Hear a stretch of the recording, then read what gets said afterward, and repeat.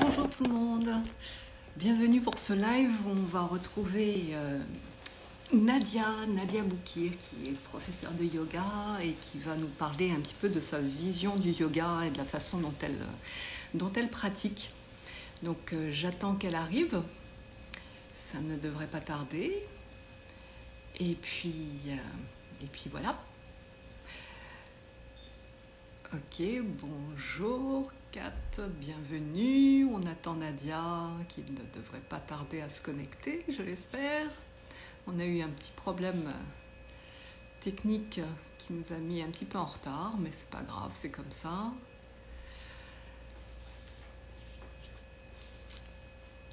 J'attends qu'elle se manifeste.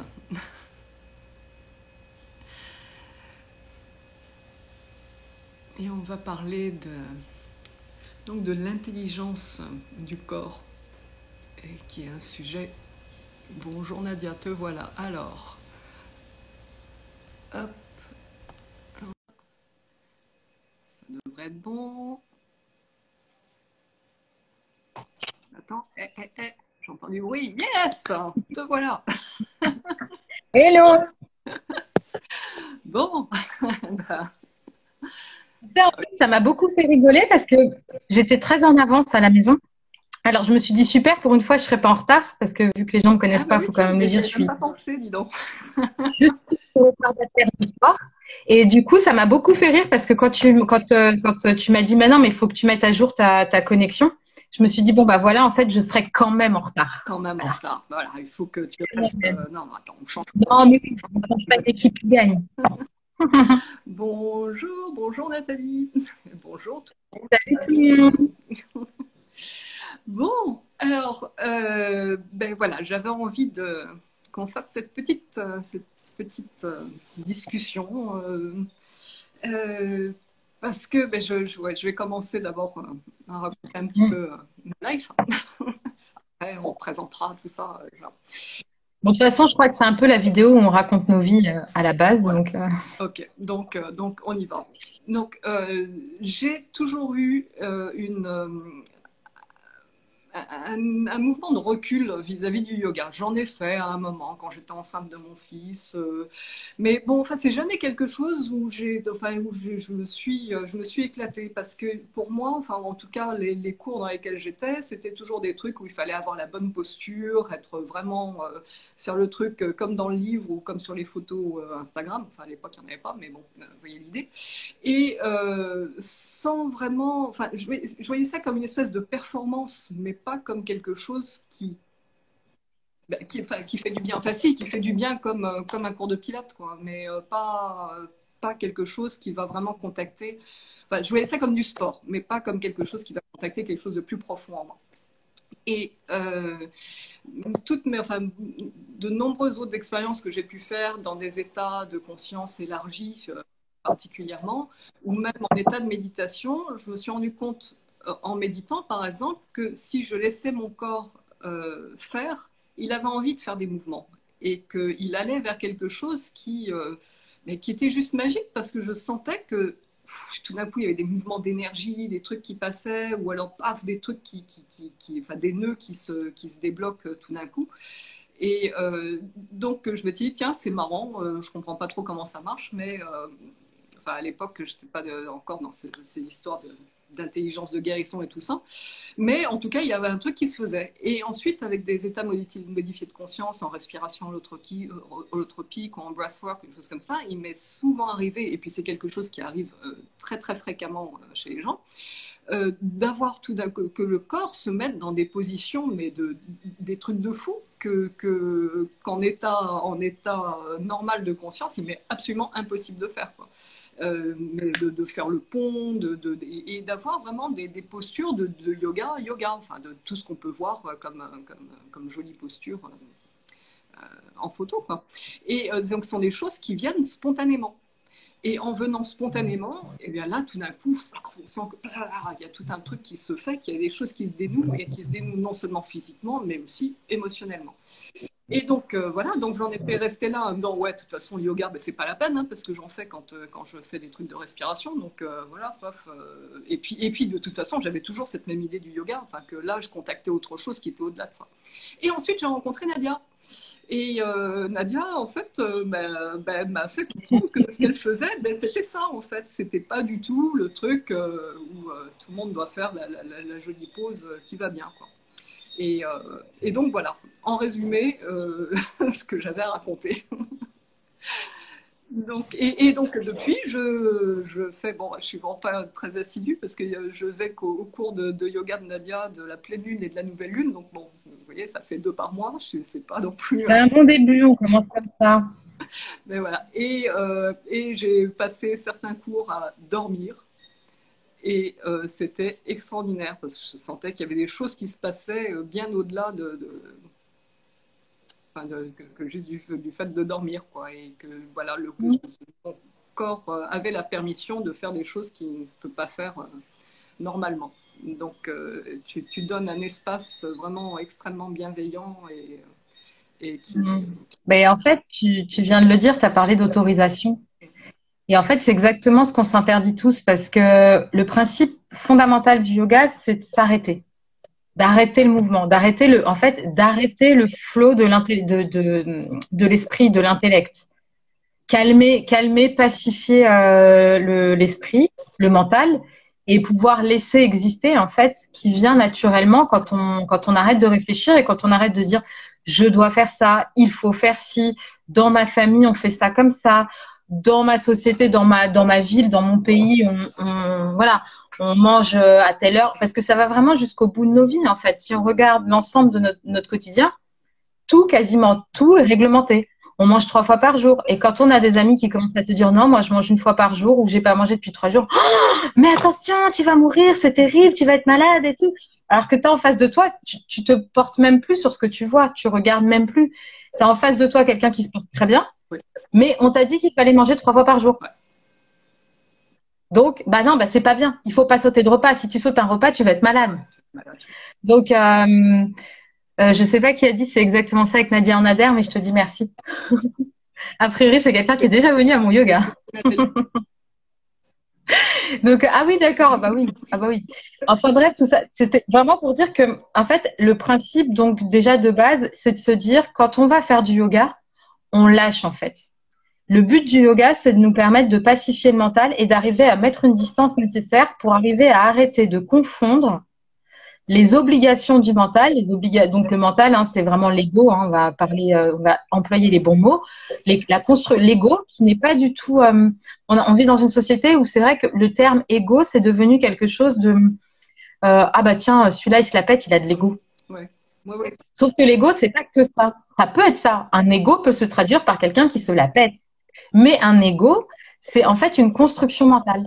C'est notre construction mentale. Et chaque personne a sa propre construction mentale qui est pas forcément de l'ordre de je me la pète. Hein. Donc, ça n'a rien à voir. C'est vraiment une dérive un peu du mot, comme le mot gourou, on pourra revoir après. Le mot gourou, c'est pas du tout un truc sectaire, mais c'est pas le sujet de là tout de suite maintenant. Et donc, du coup, le but du yoga, c'est d'arriver par l'observation, en se donnant l'autorisation de s'opposer, d'arrêter, de laisser les obligations au bout du deck, avec les chaussures, là. On monte sur nos decks toujours pieds nus, sur nos tapis, de laisser un peu ça dans les chaussettes et de les récupérer après, de créer cet espace, en fait, dans lequel on va pouvoir se positionner un peu comme un témoin. Dans la pratique tantrique, on appelle ça le témoin silencieux. Hein, la posture du témoin silencieux. Je m'observe faire. Et c'est dans cette observation, en fait, qu'on finit par se rendre compte et par visualiser vraiment toutes les imbrications et toutes les constructions du mental qui ne nous correspondent pas, qui ne sont pas nous. Nous ne sommes pas notre ego. Nous ne sommes pas, je suis prof de yoga, je suis herboriste, je suis prof de lettres histoire géo, je suis. Et tout ça, en fait, ça crée des obligations. Et encore, on n'est même pas encore rentré dans les obligations qui sont intégrées par l'éducation. Oui, en plus, ça sent.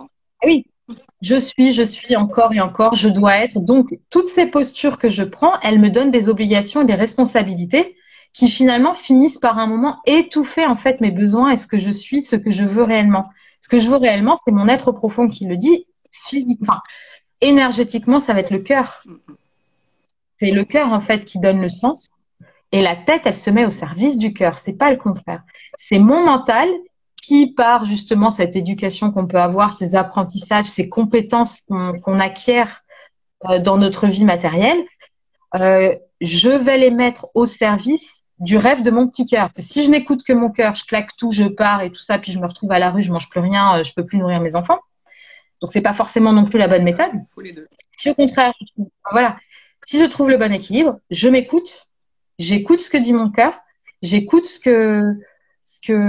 ma voix intérieure, et mon cerveau, mon mental, lui, grâce à des outils vraiment pragmatiques du quotidien, du matériel, hein, de la terre, quoi, va pouvoir mettre en place, formaliser, va pouvoir donner vie, en fait, dans ce monde matériel à ce rêve. C'est le juste équilibre. Et c'est ça qu'on cherche, en fait, dans le yoga. C'est rien d'autre. La posture en elle-même n'a pas de sens, en réalité. Ce n'est qu'un schéma énergétique. Dans la pratique du yoga, normalement, quand on arrive à faire une posture et qu'on est bien dedans, qu'on est aligné dans une posture, alors on dit qu'on n'a plus besoin de la faire. Donc autant vous dire que voilà, passer son temps à se mettre sur la tête sur Instagram, c'est pas vraiment dans la logique. Pour autant, on le fait tous parce qu'on a besoin de se faire connaître et tout ça. Mais c'est pas ça qu'on amène dans un cours de yoga. Ça n'a aucun sens. Hein. C'est ce que j'ai découvert. Voilà. Et puis il y a aussi tout le travail émotionnel qui va avec, qui est absolument énorme en fait. Alors, en fait, ça passe par ça. En fait, le principe, c'est aussi de se dire les résonances. Donc, premier niveau d'entrée dans le yoga, c'est souvent des gens qui sont envoyés par le médecin, surtout aujourd'hui. Il y a 10 ou 15 ans, on était un peu des foufous. Les gens qui faisaient du yoga, c'était des beatniks un peu tarés. Ok. Aujourd'hui, le yoga, c'est dans les hôpitaux, c'est dans les écoles, c'est dans les associations de soutien aux victimes, c'est en post-trauma. Hein. Moi, j'interviens auprès d'une association dans la gestion du trouble post-traumatique. C'est pas moi la thérapeute, il y a une thérapeute qui est psy, mais qui dans le cadre de sa thérapie vient en séance avec moi, avec des personnes, et on a une approche du yoga, une pratique du yoga qui est adaptée à ce que ces femmes ont subi. D'ailleurs, on a aussi des hommes. Ces hommes et ces femmes ont subi, de façon à ce qu'ils se reconnectent avec leur corps, parce qu'en fait, se reconnecter avec son corps, c'est se reconnecter avec ses émotions, c'est la même chose. C'est deux entrées différentes. Tout ce qui se passe au niveau émotionnel a une résonance physique. Hein, souvent, les nœuds du corps, d'ailleurs, on le voit. Le meilleur exemple que je puisse donner, on l'a tous vécu et je vous engage tous vivement à faire le test parce que en fait, quand on le fait, on se dit « Ah ouais, j'y avais jamais pensé, mais c'est simple pour comprendre. » Quand on est très stressé, on a passé une journée un peu compliquée, tout ça, machin, on va se coucher, on se réveille le matin. Souvent, je me baisse vers l'avant, je peux pas toucher mes pieds. J'arrive même pas à descendre. Je passe une journée plus sympa, je pars à la mer avec les enfants. Bon, ça, c'est pour nous, sinon vous allez à la campagne, faire un petit truc sympa. Bon, bref, vous faites un truc sympa, vous vous détendez, vous passez une soirée cool avec les amis. Le lendemain matin, vous vous réveillez, vous vous baissez, vous touchez vos pieds. Votre corps, il n'a pas changé, c'est le même corps. Donc, le blocage, il vient clairement pas du corps. C'est pas le corps qui coince. Hein. Le corps, il est fait pour faire tout ça. Mais exactement. Donc, par contre, c'est l'impression. Ça, littéralement une impression. J'imprime dans mon corps ce qui se passe voilà, ce qui se passe autour de moi, mes émotions, parce que je me laisse embourber par ça. Je me confonds avec mes émotions. Ouais, non, tout à fait. Et en fait, ça me renvoie à ce que j'ai vécu ça mardi dernier, en fait, à ton cours. Et là, je me suis dit, mais t'es tarte quand même, après tout le travail sur les émotions et tout que tu peux faire et tout. Et là, il y a un truc, paf, tout d'un coup, ça a été une révélation. Mais je t'en ai pas parlé, on n'a pas eu le temps. Ouais, attends, surprise. Du coup, je sais plus, on était en pince là, enfin, donc, je sentais mon corps qui descendait, mais il n'y avait vraiment aucun problème. Et quand il y avait une résistance, je me suis rendu compte que la douleur de la résistance, finalement, n'était pas à l'endroit où ça résistait, où ça aurait pu résister physiquement, mais je la sentais, par exemple, dans ma mâchoire, autour comme ça, il y avait un truc qui était là. Et là, je me suis rendu compte que, ben ouais, ça n'avait rien à voir avec ma souplesse, et que ça, oui, c'était l'émotion qui était là, et j'avais jamais fait le lien avant. Et donc, je suis toute contente de me rendre compte de ça. Et qu'en fait, ça va travailler ailleurs. Et c'est vrai que si on ne fait pas gaffe, donc on se dit, ouais, il y a un malaise quand je fais un truc. Donc, le malaise est là, donc forcément, c'est un truc physique, puisque je suis en train de faire un truc physique.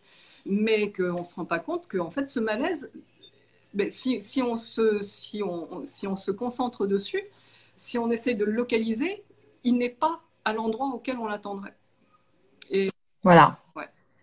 Donc, D'où l'intérêt de se poser, en fait. Parce que si tu pars, alors, j'ai rien contre les flows parce que moi-même, je pratique les flows. Donc, que les gens me disent pas, ah, bah, t'aimes pas le vinyasa, c'est pas vrai. C'est juste que quand on débute ou quand on veut se poser, parfois, en fait, c'est bien d'alterner. Quand on va trop vite dans la posture, la posture, la posture, toujours la posture, encore la posture et les photos, on passe à côté de ce que tu ressens là. Parce qu'en fait, pour ressentir ce que tu décris, il faut se poser, il faut y rester. Et comme tu vois, dans les séances qu'on fait avec moi, globalement, maximum, on a 8 postures, quoi. 8 postures qui parfois peuvent durer, parce que les séances, on a déjà fait des séances extrêmement longues où on s'était oublié, on a duré 3 heures. 1 heure de respiration, 2 heures de posture et en 2 heures, on a fait 8 postures. Donc ça veut dire qu'on reste longtemps en fait. On se pose et on respire. Et en fait, c'est dans cette observation ce que tu arrives à faire à un moment. Au début, tu es gêné.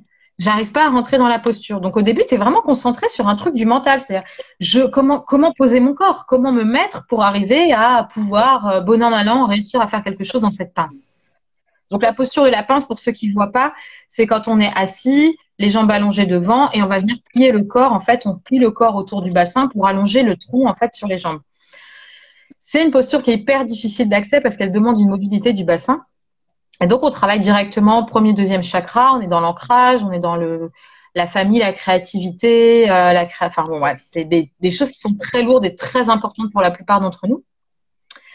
Et en fait, si je pourrais très bien vous le faire en vous disant attrapez vos pieds et tirez. Allez-y, soufflez, tirez. Mais là, on va être dans un exercice de stretching qui va faire que ton mental va reprendre le dessus parce que tu vas devoir réaliser quelque chose. Et donc, tu peux pas vivre ce que tu as vécu. C'est-à-dire, je me pose et je respire. Je respire. Éventuellement, le seul truc que je vous dis, c'est revenez dans votre ventre. Vérifiez que vous n'êtes pas contracté. Décontractez le ventre. Respirez profondément. Ramenez le souffle à l'abdomen. Blablabla. Parce qu'en fait, c'est dans cet échange entre la posture et le souffle, le juste équilibre, qu'à un moment, quelque chose va se déclencher et tu vas sentir qu'en fait, ce truc que tu sens, ça n'est que le résultat d'un enchaînement de contractions dans ton corps qui vont à un moment résonner. Toi, c'était dans ta mâchoire, ton bassin résonne dans ta mâchoire. Et ça fait remonter un sentiment avec.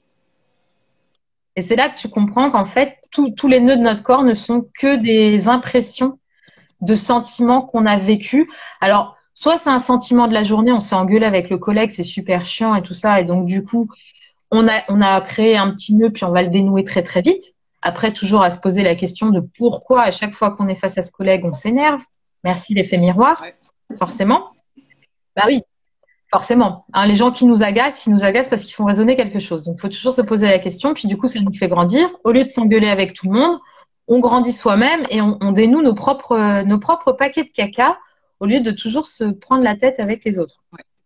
Et en le disant, ça résonne dans ma tête parce que depuis hier, je suis agacée par une de mes collègues. Donc, tu vois, je me dis, tiens, je vais appliquer mes petits conseils bientôt.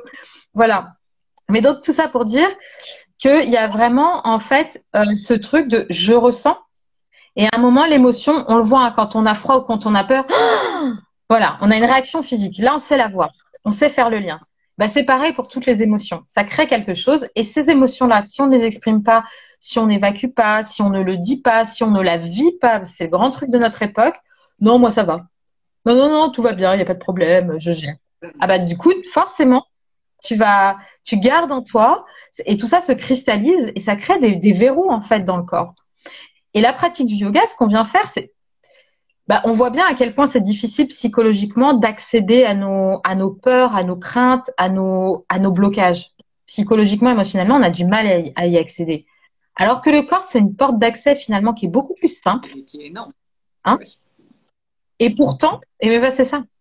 C'est que, en fait, et souvent, mais vraiment, il faut être observateur. Hein. C'est le principe fondateur, observer. Souvent, quand on débloque quelque chose dans le corps, on se rend compte que dans les semaines qui suivent, il y a une situation qui se débloque dans notre vie ou un comportement qu'on a qui change. Puis au bout d'un moment, on se dit, tiens, dis donc, ça fait longtemps que je me suis pas énervée quand machin est arrivé dans le bureau. Comment ça se fait? Ouais, tout à fait. Ça s'est mis en place, en fait. C'est bizarre que je réponde ça, j'aurais pas répondu ça avant. Voilà. Parce qu'en fait, ça se met en place. Ça se met en place parce qu'on a dénoué quelque chose. Et moi, ce que j'aime bien, je pense que c'est un truc que je vous répète souvent pendant les séances de yoga et c'est volontaire parce qu'au bout d'un moment, à force de marteler, on l'entend. C'est comme ça, moi, qu'on m'a enseigné jusqu'au jour où ça vous fait tac. Ah ouais, c'est ça. C'est vraiment cette notion de se dire, tous ces blocages qu'on a dans le corps aujourd'hui, ce sont des entraves. Parce qu'on est passé à autre chose et parce qu'on est prêt à autre chose. Oui. On a des nouveaux outils. Mais à une époque, ces blocages se sont mis en place pour nous sauver. C'était des protections. Oui. Je n'avais pas les outils, je ne savais pas comment gérer une situation. Parfois, c'est des choses qu'on hérite de la famille qui sont très, très lourdes et qui se trimballent, mais qui, pareil, ont été mis en place parce qu'il y a un fonctionnement familial qui fait qu'on a besoin de ce carcan de protection.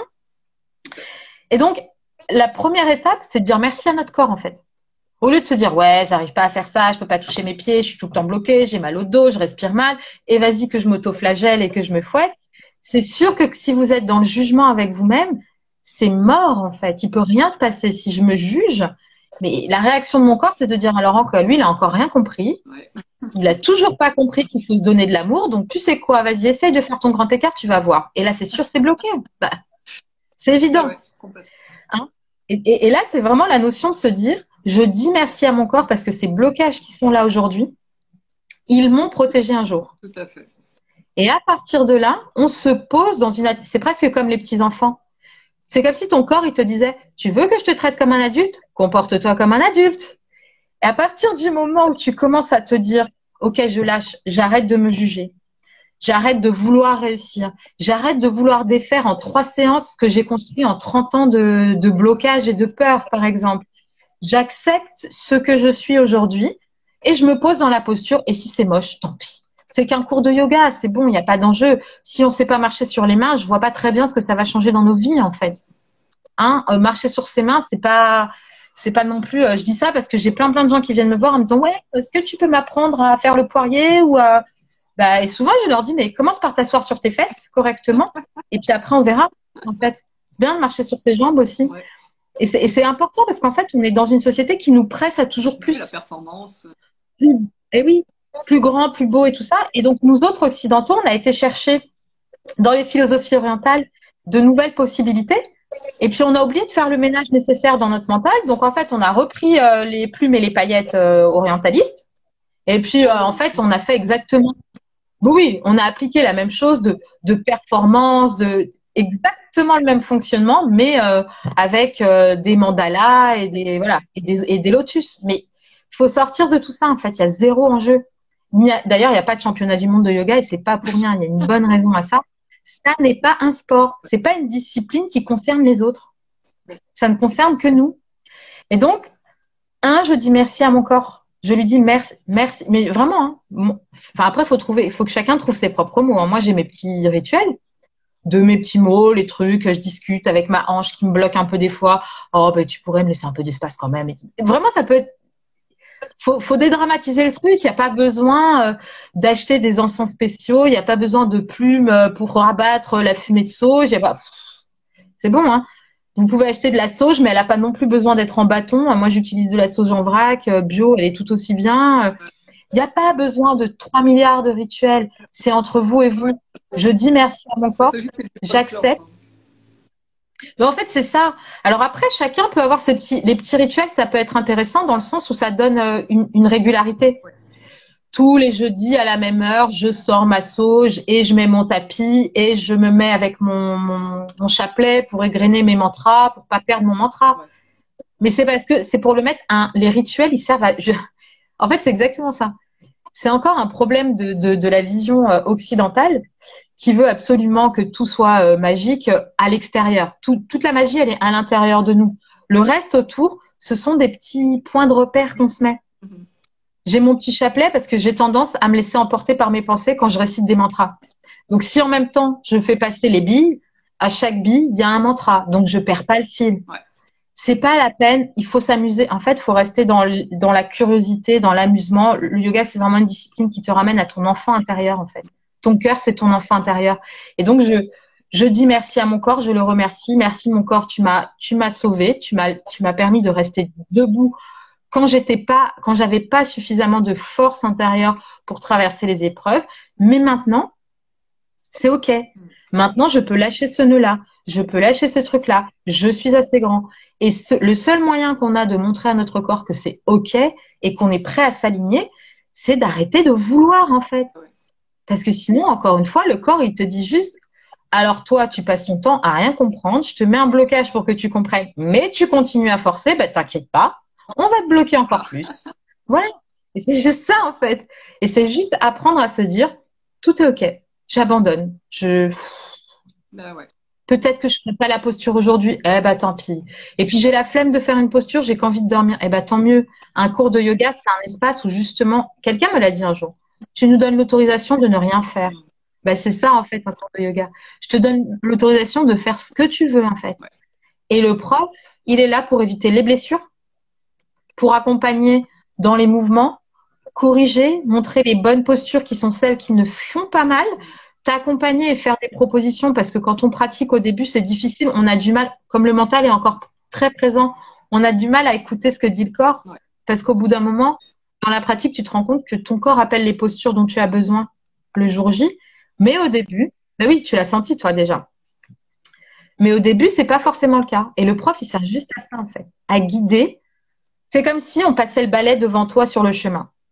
Et puis du coup, tu es juste derrière moi, tu passes et il n'y a plus de cailloux. Donc, tu n'es pas obligé de regarder tes chaussures, en fait. Ouais. Tu peux juste marcher la tête haute et vivre ton truc. C'est ça, un prof de yoga. Sinon, ça n'a aucun autre intérêt. Ouais. Dire aux gens ce qu'ils doivent faire d'eux-mêmes, ça n'a aucun intérêt. C'est l'opposé du yoga. Ben oui, c'est ça. Et moi, c'est ce qui m'avait toujours un peu refroidi avant, quoi. Et je vois qu'excuse-moi, il y a quelqu'un qui dit c'est ce que je préfère, c'est dormir. Alors franchement, donc apparemment, je donne des cours de sieste. Voilà, je donne des cours de sieste. Ah, c'est bien aussi. Hein.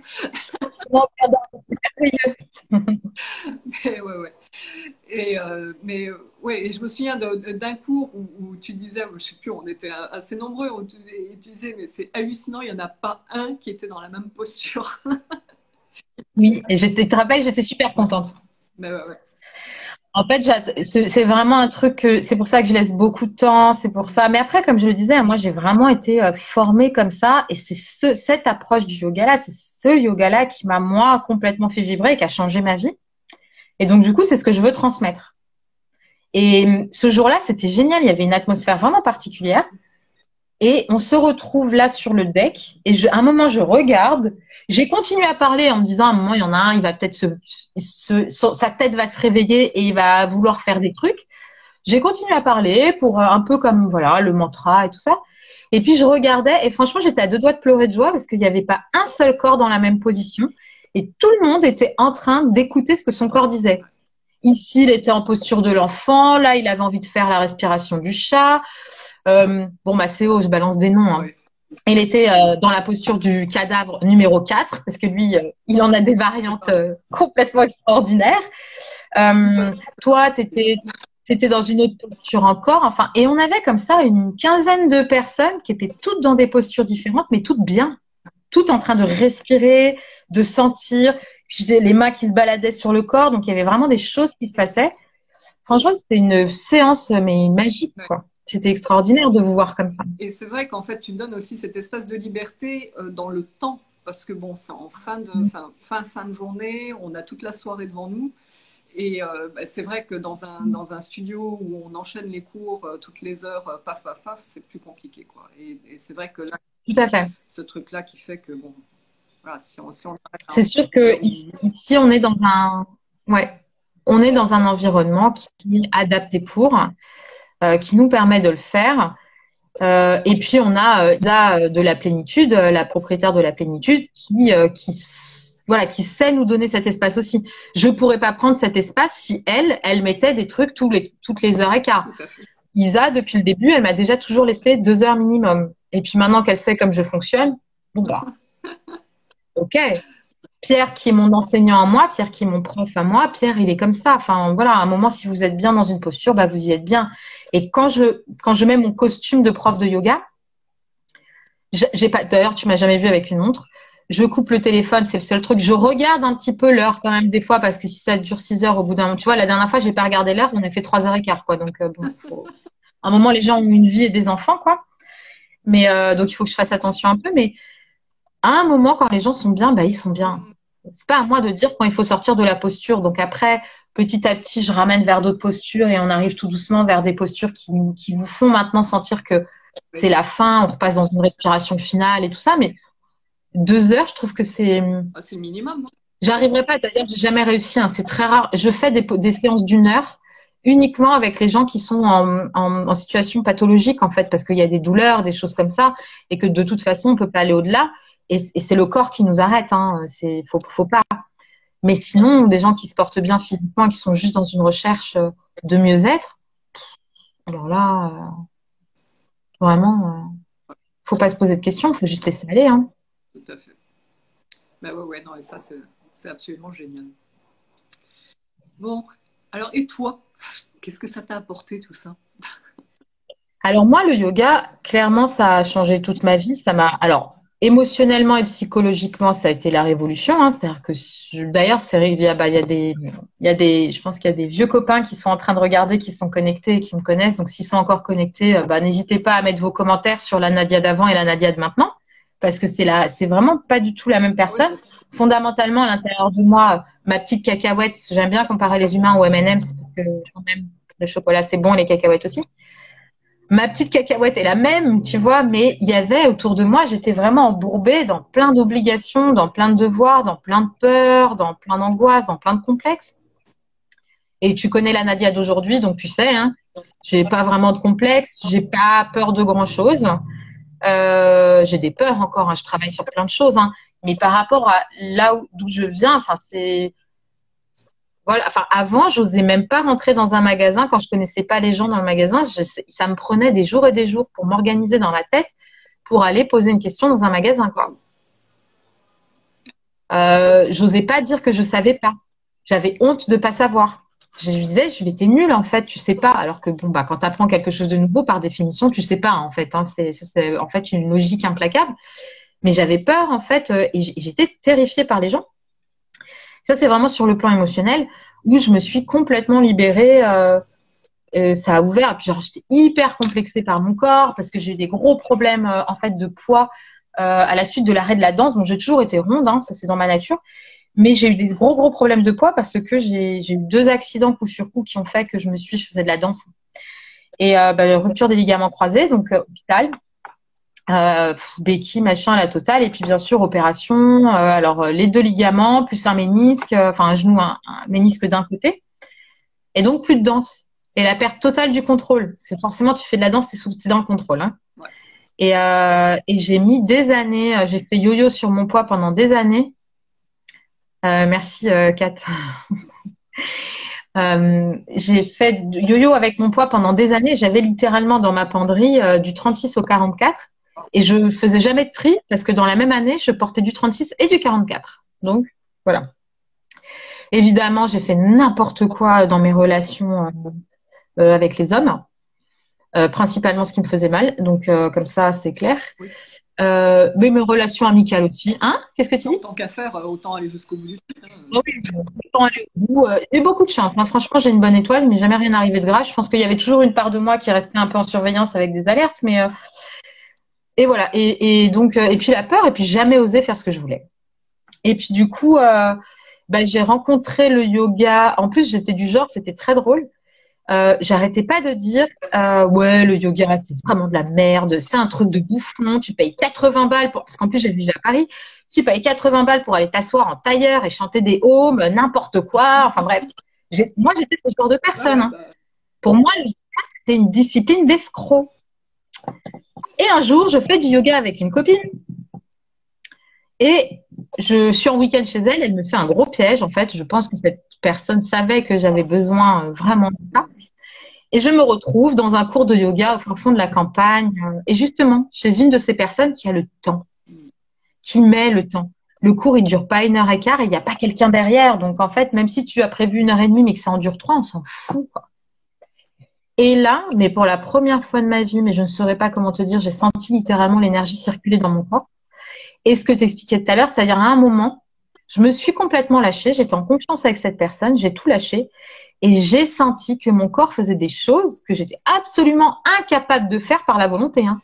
Je sais même pas ce jour-là comment j'ai... Alors maintenant, je sais à quoi ça correspond. C'est ça, c'est quand tu lâches en fait. tu t'abandonnes. J'ai plus envie, c'est pas grave, je vais rien réussir et on s'en fout. Et là, du coup, c'est l'intelligence de ton corps qui prend le relais et qui fait ce dont tu as besoin aujourd'hui pour te faire du bien. Je suis sortie de ce cours, j'ai pleuré toutes les larmes de mon corps pendant des jours entiers. Et quand je suis rentrée, on m'a dit, alors c'était comment ton week-end? Et moi, c'était du genre, j'ai fait du yoga, c'était merveilleux. C'était vraiment ça. Et tout le monde se disait, mais c'est terrible, qu'est-ce qu'on t'a fait? Et moi, je leur disais, mais non, c'est trop génial, en fait. J'ai vécu un truc, mais d'une intensité, voilà quoi. Et après, j'ai passé, donc je me suis mise au yoga sérieusement. Et j'ai passé peut-être 5-6 ans à faire tous les cours que je trouvais, que je pouvais pour essayer de retrouver cette sensation. Alors, ce qui est cool, c'est que j'ai testé plein de formes de yoga et j'ai rencontré plein de techniques, en fait, qui m'ont beaucoup aidée. Mais j'avais pas encore ce truc que j'avais senti, quoi, ce truc qui fait que je sentais que le yoga, ça m'ouvrait une autre porte que la simple possibilité de toucher mes pieds le matin. La sensation qu'il y a un truc qui est bien au-delà de tout ça, quoi, une vraie connexion avec le monde. Et je suis arrivée à Saint-Martin pour rejoindre mon compagnon de l'époque. Et j'ai une amie. Très vite, j'ai sympathisé avec une de mes voisines. On est devenues comme des sœurs. Et elle m'a emmenée au yoga chez Pierre. Et là, la suite, elle est très claire. Première année, je fais des allers-retours. J'ai pas trop le temps. Et je me donne pas le temps. Et puis, il se passe... je monte une boîte. Hein. Je passais mon temps à dire que je n'avais pas d'argent et pas de temps. Je monte une entreprise, je me mets à mon compte, donc j'ai carrément pas de temps et j'ai plus du tout d'argent et je trouve le moyen de m'organiser pour aller au yoga 3 fois par semaine. Wow. Ouais. Ça n'est qu'une question de priorité. Ouais. Donc évidemment, j'ai évacué d'autres choses de ma vie pour pouvoir laisser ce temps-là. Et ça a été extraordinaire parce que Pierre, en fait, m'a systématiquement tout le temps fait des cadeaux. Après coup, quand je lui ai dit que je voulais devenir enseignante, enseigner le yoga, il m'a dit, quand je t'ai vu arriver sur le tapis, je me suis dit, oula, comment je vais la retenir? Et puis, il a fini par se dire, si elle doit rester, elle restera. Et je suis restée. Et comme tu sais, d'ailleurs, aujourd'hui, j'enseigne le yoga, mais je continue à être enseignée par Pierre. Et puis, c'est mon père spirituel. Hein, c'est quelqu'un que je considère comme vraiment un membre à part entière de ma famille. Et je me vois pas du tout... Voilà, enfin, c'est impossible pour moi de pas... Tout ce qui m'arrive, je lui raconte systématiquement. Tout ce que je ressens, le moindre truc, je me casse un ongle, il est au courant. Voilà. Et c'est vraiment... Hein, non, je dis le faux. Qu'est-ce que tu dis? C'est exactement. Je trouve qu'il vieillit plus vite depuis quelques temps, tu vois. Mais voilà comment moi je suis venue au yoga et comment en fait j'ai fini par expérimenter dans mon corps ce dont on parlait en fait dans le thème. En fait, on en parle depuis tout à l'heure, mais là je pense qu'on arrive dans le vif. C'est-à-dire que j'ai vraiment littéralement, excusez-moi, j'ai chaud. J'ai vraiment littéralement senti mon corps se guérir. Moi, je suis une jumelle, hein, j'ai un frère jumeau. Donc, alors on est né il y a 40 ans, donc autant te dire il y a 40 ans, quand les bébés ils sortaient déjà intacts. En plus, j'ai une histoire de naissance, on ne va pas la raconter là, mais parce que c'est long, qui est extrêmement violente et douloureuse avec une maman qui est morte, qui a été réanimée, enfin voilà, son cœur s'est arrêté, elle a été réanimée, moi pareil. Ensuite, j'ai été sous couveuse pendant de longues semaines et je suis morte et je suis revenue. Enfin bon, bref. Donc, une histoire de naissance qui est extrêmement violente, en plus avec un jumeau. Donc, et les corps, en fait, arrivent. On n'a pas la place c'est pas la même place que pour un bébé. Et souvent, les jumeaux ont des problématiques, en fait, de construction. Beaucoup moins maintenant parce qu'on les prend en charge bébé, avec tout de suite de l'activité, tout ça. Oui, maintenant, ça se fait de plus en plus. Donc, il y aura de moins en moins ces problèmes pour les jumeaux. Mais c'était assez courant, en fait, d'avoir, du coup, une colonne vertébrale après qui se construit un peu comme elle peut. Et moi, j'avais vraiment un bassin qui était complètement de travers. Une lordose. Donc, la lordose, c'est la cambrure, hein. La grosse cambrure dans le bas du dos, là, au niveau lombaire. Et des douleurs permanentes. Et alors, je suis désolée, je bouge tout le temps parce que je m'assois n'importe comment. Et des douleurs qui étaient telles que, en fait, régulièrement, j'avais des contractures qui partaient de la base de la nuque jusqu'au niveau de la sciatique. Et il fallait qu'il y avait des copains qui avaient mes doubles de clé. Il fallait que quelqu'un vienne ouvrir la porte, appelle le médecin pour moi parce que je pouvais plus bouger. Et c'est dû vraiment à un dysfonctionnement, à une position. Donc, à un moment, quand le corps était fatigué, il s'arrêtait, quoi. Il me clouait au lit. Et puis, petit à petit, sans me rendre compte, donc je portais des semelles et tout. Et puis, sans me rendre compte, quand je suis arrivée ici, petit à petit, j'ai arrêté de mettre les semelles parce que les semelles, c'est gros. Et puis, dans les chaussures un petit peu d'été qu'on porte toute l'année ici, les tongs, hein, c'est pas top. Puis, je me suis rendu compte au bout d'un moment, tiens, ça fait Ça fait un moment, dis donc, que j'ai pas eu de torticolis, de ci, de là, de sciatique ou je sais pas quoi. Et puis moi, je suis très, je fais des contrôles médicaux. Je prends pas des médicaments si c'est pas nécessaire. En plus, comme je fais de l'herboristerie, je me soigne plutôt avec mes plantes, en tout cas en préventif. C'est-à-dire, le médicament est là quand on est dans la maladie, on s'est pas occupé correctement d'un problème, on est malade, il faut. Mais du coup, je suis dans cette notion d'équilibre. Je pense moi qu'il faut arrêter maintenant de dire c'est le tout naturel ou le tout, enfin l'holistique ou l'allopathique. Les deux ont un intérêt et une utilité dans nos vies. Donc, en bonne intelligence avec mon médecin, ça a toujours bien fonctionné parce que je cherche des médecins qui sont dans cette logique. Et on a fait tout simplement une radio. Hein. Et on s'est rendu compte que ma lordose, en fait, était en train de s'atténuer, qu'elle était quasi. Il me reste encore une petite cambrure. Hein. Je veux pas dire que je suis complètement réalignée, c'est pas vrai parce que je suis en plein dedans, mais je suis sur la fin, en fait. Je suis vraiment sur la fin. Là, on est vraiment au niveau lombaire, au niveau du bassin. Je suis sur des ajustements. Et cette lordose, elle a complètement disparu. C'est-à-dire que le yoga m'a rééduquée, littéralement, dans les différentes postures, dans les bons alignements, avec le bon professeur qui me corrige correctement. Et ben, mon corps s'est rééduqué et ma colonne vertébrale s'est réalignée. Mon bassin est en train de finir de se réajuster. Et donc, je n'ai plus du tout de douleur. J'ai plus besoin de porter de semelle, ni rien. Ça règle aussi petit à petit mes problèmes de circulation qui étaient colossales, mais colossales. Hein. Avant, par exemple, il n'y avait pas de différence entre mon genou et ma cheville. Hein. C'était un espèce de bloc. Voilà, mais c'est normal. Hein. J'avais pas de retour veineux correct, j'avais pas de posture correcte. Je pouvais pas être bien dans mon corps. Et petit à petit, tout ça se règle en fait. Et puis, bon, déjà, ça c'est énorme. Hein. Faut quand même, moi, je suis déjà hyper. La vie, le yoga ne m'aurait donné que ça. J'en serais. Voilà, entre tout ce que je vous ai raconté de la libération, la liberté que ça m'a offert et le bien-être dans mon corps, rien que ça, voilà. Mais là, en fait, récemment, donc, en fait, en 2007, j'ai arrêté tout moyen de contraception parce que j'étais sous pilule et en plein dans le scandale des pilules de troisième génération. J'ai fait une phlébite. Hein. Je fais partie des femmes qui ont eu des complications graves, donc j'ai fait une phlébite. J'avais 27 ans, pas en 2007, j'avais 27 ans. Et puis, on m'a sorti tout un pataquès pour me dire que c'était pas vraiment la faute de la pilule. Mais finalement, j'ai un médecin qui a osé me le dire. Et puis, quelques mois plus tard, le scandale a éclaté. Quelques mois ou un an plus tard, pas vraiment la notion du temps, mais voilà, le scandale éclate et là, on se rend compte que clairement, c'est ça. Et donc, j'arrête tout. Je dis, je ne veux plus toucher à ça. Je ne veux plus que ça entre dans mon corps. Voilà. Après, c'est un choix. Chacune doit pouvoir être libre. Mais quand on a gagné la liberté sexuelle, c'était pas pour se voir imposer un médicament. C'est justement pour pouvoir être libre de choisir sa contraception ou ne pas prendre de contraceptif. Et donc, j'ai décidé de passer par d'autres moyens de contraception. Ce que j'ai fait. Mais ça servait à rien. Parce qu'en fait, bon, bah, les problèmes de mon vrai corps, les vrais blocages, c'est ça aussi le problème des pilules ou des trucs comme ça, c'est que ça cache en fait nos vrais blocages. Et oui, du coup, mon corps est reparti et sous observation médicale, et ben très très rapidement, on s'est rendu compte que j'avais des fibromes en fait.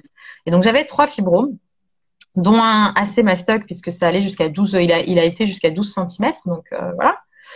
Évidemment, je voulais pas faire. Alors moi, on m'a proposé direct une ablation de l'utérus, c'était niette. D'autant plus que j'avais un médecin traitant qui était super et qu'elle m'a dit attention, tu es trop jeune pour être en situation de ménopause. Parce que forcément, ça va déclencher une situation de ménopause. Avec des ovaires qui travaillent quand même. Donc, enfin, voilà, pour le corps, c'est violent. Et tous les inconvénients qui vont avec. Donc, je n'ai pas voulu et j'ai fini comme je commençais à entrer dans le yoga et que j'avais ressenti ces choses dans mon corps et que ma colonne vertébrale et tout ça, enfin, tu vois, tous ces trucs qui étaient arrivés avant m'ont fait dire, à minima, pourquoi pas? Alors, pourquoi pas me débarrasser des fibromes grâce à ma pratique du yoga et tout ce qui en découle. Et à minima, ça peut au moins m'apprendre à gérer la douleur et les inconvénients. Donc, même si je me débarrasse pas des fibromes, je vais gérer les inconvénients du fibrome grâce à ça. Donc, il faut savoir aussi quand même que j'avais des fibromes qui étaient placés de telle façon que de toute façon, je ne pouvais pas être mère. Je ne pouvais pas porter d'enfant.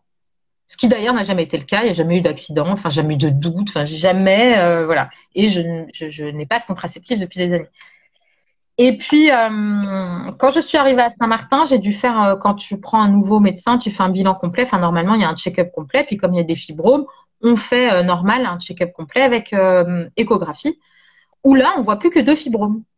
Donc, les médecins me disent, oui, mais peut-être qu'en fait, l'autre, on pensait que c'était un fibrome, mais c'était pas un fibrome parce que tu sais, l'imagerie médicale, c'est pas toujours clair. Bon, c'est vrai, hein. Donc, au début, je me dis, OK, bon, bah, c'est cool. De toute façon, ça fait déjà que 2 fibromes, c'est toujours ça de gagner. Il y a 2 ans de ça.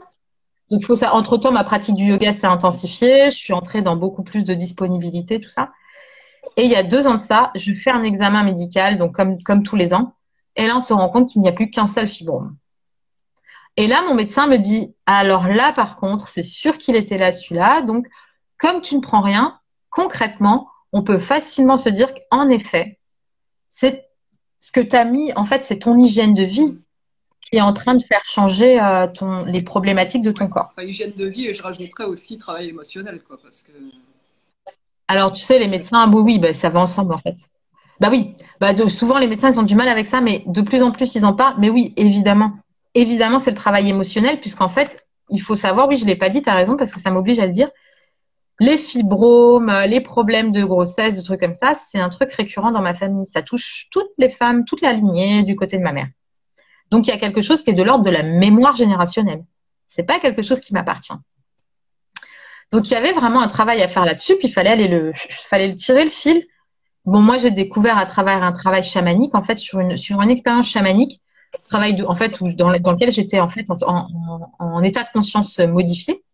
J'ai envie de dire plus, parce que c'était une expérience vraiment extraordinaire qui a duré, en fait, je sais plus, j'étais avec toi, c'était combien de temps? 13 heures, 14 heures, 15 heures, c'était énorme. Bon, une bonne douzaine, mais peut-être plus, ouais. 12, hein. 12, et puis après, voilà, t'as le temps de revenir et tout ça, enfin, qui fait que. Donc, on est sur une bonne journée. Où j'ai pu contacter, donc le travail que je faisais sur mon corps à travers le yoga, concrètement, avait contribué déjà largement, puisqu'en fait, on était dessus, hein, c'était en train de se déliter. Mais voilà, il y avait quelque chose, je sentais d'ailleurs, j'arrêtais pas de le dire, il y avait quelque chose que je ne touchais pas, que je n'arrivais pas à percevoir. Et ce travail, en fait, qui a permis de me mettre dans un état de conscience modifié, m'a permis d'identifier en fait la mémoire familiale et de remonter en fait à l'origine de cette douleur qui s'est cristallisée chez les femmes de ma famille et qui correspond en fait à un viol d'une extrême violence qui s'est suivi en fait par des années d'humiliation et un peu de mise au rencard de ma famille, quoi. C'est un peu les parias. Enfin, je passe en gros sur l'histoire, hein, parce que c'est pas le sujet fondamental et ça reste une histoire familiale, donc c'est assez personnel en vrai. Je n'ai pas envie que ma famille. Mais en gros, c'est ça. C'est-à-dire qu'à un moment, il y a une lignée qui s'est construite sur un viol assez terrible. Et ensuite, autour de ça, la construction de l'humiliation, de montrer du doigt, voilà. Et c'est comme si un peu les femmes avaient cristallisé autour de leur ventre, enfin dans leur ventre, cette douleur en fait qui se maintenait. Et finalement, c'est comme si mon corps s'interdisait de procréer. Je ne peux pas continuer cette lignée qui est une lignée en fait malsaine, quoi. Et finalement, cette expérience m'a permis, mais clairement, littéralement, de visualiser, de sentir dans mon corps en fait ce trauma originel. Et depuis, alors toujours en continuant le yoga, quand on parle de yoga, on est d'accord, on parle de respiration, de méditation, de pratique physique, les asanas, mais on parle aussi de l'alimentation et tout ce qui va avec. Hein. C'est un ensemble, en fait, c'est ta vie qui change. Hein. Et il y a vraiment un moment où j'ai commencé à sentir, après ces expériences, où vraiment j'ai senti que j'arrivais à un nœud. Et au bout de quelques semaines après cette expérience chamanique, mes cycles ont commencé à devenir normaux. Alors pour ceux qui ne savent pas, en général, quand on a des fibromes, on a des règles qui sont hyper longues, genre 10 jours minimum, et on a des flux qui sont hyper importants. C'est super fatigant, c'est super douloureux. Et là, comme ça, hein, du jour au lendemain, enfin d'un mois sur l'autre, j'ai commencé à avoir des cycles normaux. J'avais mes règles pendant 5 jours et des flux normaux au point que j'ai pu m'acheter une cup, ce qui jusqu'à maintenant m'était interdit puisque c'était absolument pas suffisant. Il n'y avait aucun modèle de cup qui était suffisant pour mes flux. C'est pas possible. Et là, bon, un mois, je me suis dit, ok, premier mois, c'est peut-être juste comme ça. Ça peut arriver, hein, les modifications de cycle. 2 mois, 3 mois, donc au bout de 3 mois, je me suis dit, bon, ça y est, quelque chose se passe. Je l'avais à l'instinct, je savais instinctivement qu'il y avait un truc. Du coup, j'ai demandé une échographie. Et en fait, elle a trouvé l'utérus, mais elle a mis 20 minutes à le trouver. 20 minutes à le trouver. Et en fait, elle m'a montré une espèce de surface plane. Hein le fibrome. Le fibrome. Oui, l'utérus, elle l'a bien trouvé. Elle a mis 20 minutes à trouver le fibrome. Et puis, elle a fini par me dire, ah bah non, mais regarde, il est minuscule, il fait 1,5 cm sur 1,6 cm. Et j'ai beaucoup ri parce qu'en fait, et elle a beaucoup ri aussi, parce qu'en fait, ce fibrome, au départ, il faisait 12 cm. Puis, on l'a fait descendre, il est descendu à 8, 6 et maintenant 1,5. Et elle m'a dit, je cite, oula, la prochaine fois que tu viens me voir, il va falloir que tu m'expliques ce que tu fais, ce que tu as fait, ce que tu as mis en place dans ta vie, parce que c'est, voilà, enfin, ça, ton corps s'est nettoyé, ton corps s'est littéralement nettoyé, il s'est soigné. Et ce serait intéressant de pouvoir transmettre aux femmes peut-être d'autres alternatives quand la chirurgie n'est pas urgente, quand il n'y a pas cet impératif chirurgical tout de suite et qu'on a ce temps de travail, bah, ça peut être intéressant de proposer une autre approche qui ne passe pas tout de suite par la violence envers le corps. Et moi, je trouve ça très intéressant, d'abord pour moi, hein, toujours pratiquer pour soi en premier, parce que du coup, moi, mon corps va beaucoup mieux, quoi. J'ai plus ces douleurs, j'ai plus ces tensions permanentes dans le corps. Et elle m'a aussi beaucoup fait rire parce qu'elle m'a dit, attention, je te préviens, il va falloir que tu réfléchisses à ta contraception parce que maintenant, c'est bon. Hein, et comme mon bilan hormonal est nickel et qu'elle a vérifié mes ovaires et que tout est nickel, en fait, on sait que je peux maintenant donner la vie, en tout cas porter la vie. Et ça m'a beaucoup fait rire. Comme quoi, vraiment, quand on s'écoute, on sait. Parce que quelques semaines avant, j'ai commandé un diaphragme et une personne que je connais très bien m'a dit, mais pourquoi tu prends un diaphragme puisque tu peux pas tomber enceinte? Et je lui ai dit, pose pas de questions, je sens qu'il faut que je l'achète. Donc voilà, tu vois. Donc voilà, moi, ma petite histoire avec le yoga et avec tout ce qui va avec, parce que vraiment, le yoga, c'est pas des postures sur un tapis, quoi. C'est un ensemble, c'est quelque chose qui s'intègre dans ta vie et qui te donne des tas d'outils et de possibilités de modifier en fait ce qui te fait mal. Oui, c'est ça, et juste d'entrer en contact avec toi-même, quoi, en fait. C'est juste ça, c'est juste être. Tout à fait, c'est une connexion, savoir s'entendre. Ouais. Savoir s'écouter, et puis bah, c'est toujours, enfin moi dans ma pratique, je parle toujours de ce guérisseur intérieur qui est là, de cette intelligence de guérison qui est là, et qui, bah, si on la laisse faire, elle fait, quoi. Mais c'est juste qu'on est tellement peur de bouger les choses qu'il faut trouver des ruses pour la faire jaillir, quoi, cette intelligence. Mais c'est là. C'est exactement ça. C'est cette intelligence, parce qu'on ne l'a pas dit depuis le début, mais en fait, je pense qu'il faut le dire en fait bien fort. Cette intelligence-là, justement, je crois qu'on peut l'appeler l'amour, parce que c'est vraiment ça. Ouais. C'est vraiment être capable de se donner le droit de s'aimer. Et à un moment, quand tu commences à sentir ces trucs-là, enfin, c'est assez extraordinaire. Tout, absolument tout dans ta vie change. Alors, ton corps, il récupère des capacités absolument phénoménales. Mais tu l'as très bien dit tout à l'heure, on n'est pas que dans le corps. Le corps, c'est de l'émotionnel, en fait. C'est la même chose. C'est des portes différentes d'expression. Et derrière, c'est ta vie qui change. C'est ta posture dans la vie qui change. C'est ton rapport aux autres qui change. Ta capacité d'accueil. Et ça, c'est vraiment cette écoute et cette libération du guérisseur intérieur, c'est juste l'amour, en fait, je pense. Non, tout à fait. C'est ce qui sous-tend tout. C'est l'énergie qui sous-tend tout et qui circule. Exactement. Qui circule quand on la laisse circuler normalement, quoi. Tout à fait. Ouais, c'est vraiment ça. Ouais, j'aime bien ta petite histoire avec le yoga, mais c'est absolument énorme. Non, mais je dis ma petite histoire parce que c'est la mienne. J'ai conscience, hein, tu sais, je remercie vraiment tous les jours parce que j'ai conscience, hein, on en a déjà parlé toutes les deux, mais j'ai vraiment conscience que j'ai une vie qui a été jalonnée de rencontres. Alors, ok, j'ai su les voir. Je suis la première à dire aux gens, tu as su saisir les choses. J'ai su les voir, j'ai su les saisir, mais franchement, je suis une grande vénarde parce que tout au long de ma vie, quand je commençais à dévier, à partir un peu en cacahuète, j'ai toujours rencontré des gens qui d'une manière ou d'une autre, merci madame, c'est des gens qui d'une manière ou d'une autre ont su me montrer ou en tout cas ont su m'aider à lâcher prise ou me faire voir que je pouvais faire autrement, que je pouvais accéder à autre chose dans ma vie. Et en effet, j'ai voilà, enfin, encore aujourd'hui, la rencontre avec toi et avec le groupe des copines de praticiennes. Bon, bah, il y a Pierre qui restera toujours, voilà. Puis bon, toutes les filles avec qui j'ai fait le Reiki là, parce que maintenant, du coup, je me suis mis un peu au Reiki. C'est vraiment, en fait, un monde. J'ai envie de dire, c'est un monde de lumière. C'est-à-dire qu'à un moment, on décide qu'on n'a plus envie de marcher dans l'ombre. Pas pour se la péter, pas pour être, non, juste pour soi-même avoir le droit de briller et de laisser sa propre lumière s'exprimer. Et du coup, un matin, tu te réveilles et tu dis, c'est fini, je veux marcher dans la lumière. Je suis un être de lumière. Oui, je suis un être de lumière. Donc, j'ai le droit de briller et j'ai le droit d'être, et à partir de là, enfin, la lumière, l'amour, Dame Nature, Dieu, en fait, on peut mettre le nom qu'on veut derrière, c'est la même force, c'est la même énergie. Hein, c'est l'amour. Ouais, ouais. Et ça, du coup, effectivement, finalement, ça fait une grande histoire vue de l'extérieur. Mais j'insiste sur le fait que ce que j'ai vécu, moi, dans mon corps, en fait, c'est accessible à tout le monde. Je ne suis pas élue. Je ne suis pas quelqu'un qui aurait été touché par la grâce et pas les autres. Je suis madame tout le monde comme n'importe qui d'entre nous. Et donc, on est tous élus, on est tous des êtres de lumière et on a tous le droit de vivre pleinement cette puissance qui est en nous. Donc, en fait, c'est juste un choix. Je décide que je le fais et c'est la foi. Alors, c'est peut-être ça, cette chance que j'ai. Je ne sais pas comment, pourquoi. J'ai une foi inébranlable. C'est invraisemblable. C'est même quand je doute, je me dis non, mais attends.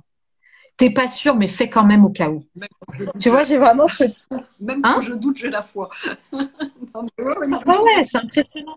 Du coup, j'ai jamais vraiment lâché. Même quand j'étais genre en colère ou quoi, j'ai pas lâché.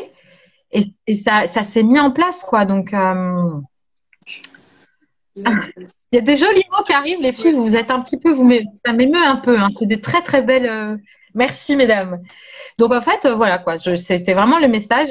Et c'est pour ça que je dis ma petite histoire parce que finalement c'est mon histoire à moi. Elle me concerne moi. Quelqu'un d'autre dans le yoga. J'en connais plein des gens qui ont vécu des choses merveilleuses avec le yoga et qui racontent des histoires différentes, mais tout aussi merveilleuses, qui sont nos petites histoires à chacun, qui paraissent toujours énormes aux autres. Parce qu'ils se disent, waouh, ouais, mais lui, il a de la chance, tu vois, lui, il n'est pas comme nous. Non. On est comme tout le monde. Et tout le monde peut y accéder. Et ça, c'est vraiment important. Il n'y a pas d'élu. C'est pour tout le monde. Oui. Et puis, bon, il y a aussi plein de portes d'entrée à ça, mais c'est vraiment, c'est toujours n'importe quoi qui puisse nous aider à contacter cette forme de guérison. Ça peut être le yoga, ça peut être le breathwork, la respiration holotropique, ce que je propose aussi. En fait, c'est la même chose. C'est la même chose, en fait. Hein. Juste avec... En fait, c'est des disciplines, on met des noms parce qu'on vit dans un monde où il faut nommer les choses, il faut mettre des noms, il faut mettre des mots, il faut expliquer. Et la réalité, c'est qu'on a des disciplines dans lesquelles il faut juste vivre les choses et sentir les choses. Donc moi, ce qui m'a touchée, c'est l'approche yoga, c'est l'approche indienne, l'approche, tu vois, les Védas, on en parle souvent. Je suis très portée sur les Védas. Ce sont des textes qui sont absolument magnifiques. Parce que effectivement, le yoga, comme je disais, tu vois, il y a l'approche sur le tapis. Je fais des asanas, mais le yoga, c'est le pranayama, le souffle. Donc c'est ce que tu viens de dire, le souffle qui est le centre de tout. Je rappelle quand même à qui nous entend aujourd'hui et qui nous entendra peut-être dans le replay. Posez-vous juste 2 secondes la question. Si vous vous demandez si c'est si important que ça de respirer, bah posez-vous la question. Si vous arrêtez de manger, il vous faut combien de temps pour mourir? Si vous arrêtez de boire, combien de temps? Si vous arrêtez de respirer, combien de temps? Si vous arrêtez de respirer, vous avez 3 minutes quoi devant vous, à moins d'être un champion d'apnée. Et ça te dit tout de suite que respirer, c'est ta première nourriture. Tout à fait. Point. C'est ta première nourriture, ta première alimentation. Donc, faut pas se poser la question plus loin. Si je respire mal, je vis mal. C'est tout. C'est pas plus compliqué, en fait. Hein. Tout est très basique. On aime bien mettre des complications, mais il y en a pas. Non. Et donc après, c'est le yoga. Donc, c'est les asanas. C'est genre 1/8 du yoga. Il y a le pranayama. Il y a la méditation. Donc, il y a concentration, relaxation, méditation. C'est pas la même chose. Ce sont des choses qui s'entraînent les unes les autres, mais c'est pas la même chose. Et il y a le travail des textes, le travail de l'intellect quand même qui est présent à travers les textes. Et il y a évidemment la dévotion, cette fameuse foi dont je parle. Ça, moi, je suis une grande spécialiste de ça parce que bon, voilà, j'ai une foi qui est très forte et ça m'aide beaucoup. Oui, alors, Mais il y a plein de, en fait, il y a plein de portes d'entrée. dévotion, ça ne veut pas dire aller juste poser, allumer un bâton d'encens devant une statue de Bouddha. Hein. Non, parce que c'est. Mais ça, on s'en fiche, en fait. Oui, oui, c'est bien de le dire. Alors, si c'est ce en quoi les gens croient et que c'est important pour eux, oui. S'ils ont besoin de ces modèles-là, c'est OK. Mais en fait, moi, je pratique un yoga qui est totalement laïque. Jamais je parle de religion. Je suis moi-même issue d'une famille musulmane, mais absolument pas. Je me considère pas du tout comme musulmane. Voilà, la pratique du yoga elle est laïque en fait. Après, certaines religions se rattachent au yoga et pourquoi pas, parce que c'est une pratique spirituelle, donc why not? Et puis vous en faites bien vous ce que vous voulez en fait. Chacun se saisit de l'outil. Et quand on parle de dévotion, c'est cette fois plus en l'amour, en l'univers, en la vie, en l'humain, en la terre. Si tu veux appeler ça Dame Nature, appelle ça Dame Nature. Si tu veux l'appeler Dieu, tu l'appelles Dieu. Si c'est l'amour, c'est l'amour. On s'en fiche en fait. Tant qu'il y a de l'amour derrière en Ouais. fait. Tant que c'est l'amour qui sous-tend, c'est ça la dévotion. C'est croire que quoi qu'il arrive, sans avoir besoin de preuves, la foi, que quoi qu'il arrive, l'amour fera son œuvre. Et que tout ce qui m'arrive a un sens. Tout ce qui m'arrive n'est qu'occasion, que des occasions, des, de pouvoir grandir, de pouvoir m'observer, de pouvoir me détacher, m'éloigner en fait de certains fonctionnements qui sont délétères et petit à petit m'en sortir. C'est sûr que si je vois chaque expérience comme une attaque, j'irai jamais mieux. Et si j'accueille les expériences en leur disant bon ok alors c'est encore la merde là, je sais pas comment je vais me sortir de ça, mais c'est ok. De toute façon cette situation est là donc je dois la vivre, je dois la gérer. Alors là il se passe quelque chose de totalement différent. Et alors certes on a vécu un moment un peu merdique, on n'est pas forcément bien, mais quand on en sort grandi et on sait pourquoi on a vécu ça. Et c'est ça, en fait, la foi. Après, le côté rituel dévotionnel, chacun y met ce qu'il veut, on s'en fiche. Hein. Vraiment, il y en a qui préfèrent aller prier la lune, d'autres qui préfèrent aller au temple. Je vois pas en quoi c'est un problème. En vrai, il n'y en a pas de problème. Non, non, c'est derrière qui importe. Voilà, Contacter ce qu'il y a au fond. Enfin, tout à fait.